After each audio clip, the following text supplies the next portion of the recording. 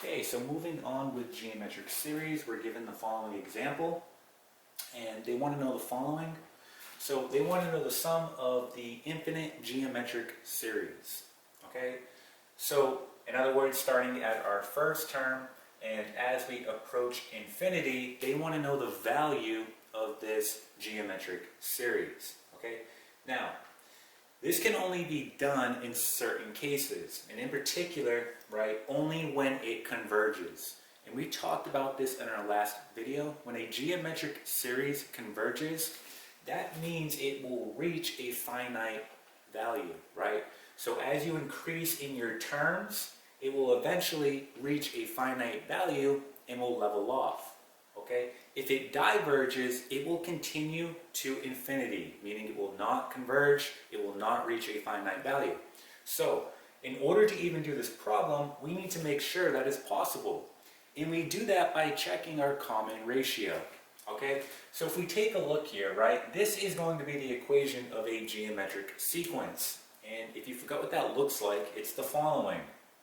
We have a of 1 times r and then n minus 1, where a of 1, that's going to be our first term in our geometric sequence, r is our common ratio, okay, and n represents the number of the term in the geometric sequence, okay? So we need to check our common ratio here, which is right here. And if we look at the equation given, that's going to be a half, right? So going back to that previous video, we know that a geometric series is going to converge, meaning reach a finite limit, if our common ratio is between -1 and 1, right? So for example, if our common ratio is between -1 and 1, that means that our geometric series here is going to converge, meaning it's going to reach a finite limit. And we can see here that our common ratio is a half, meaning that it is in fact between -1 and 1, so it will reach a finite limit, and that means we can in fact do this problem.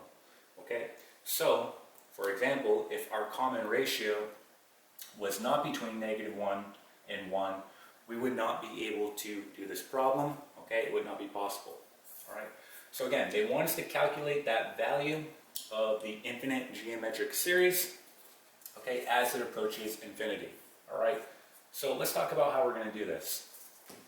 So now that we know that we can in fact do this problem, we can use the following equation, all right, to calculate the value of a infinite geometric series, and that's going to be the following. We're going to have S representing our sum of the infinite geometric series. Then we're going to have a of 1, okay, all over 1 minus r, where r is our common ratio. Okay, so all we have to do is fill these values in. So doing so, we get the following. We're going to get S equal to, now a of 1, that's our first term in the geometric sequence, in this case 520.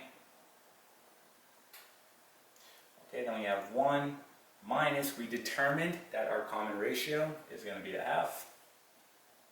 Okay, so let's go ahead and clean this up. We get S is equal to 520. 1 minus a half, well, that's just going to give you a half, right? So doing this out, we get the following. We get 520 divided by a half, and we get the following. We get our sum of this infinite geometric series is going to be 1040, okay? So this is going to be the finite limit that this geometric series reaches, okay, as you increase your terms going up to infinity, okay? Now, again, just to reiterate, this is only possible if your common ratio is between -1 and 1, okay?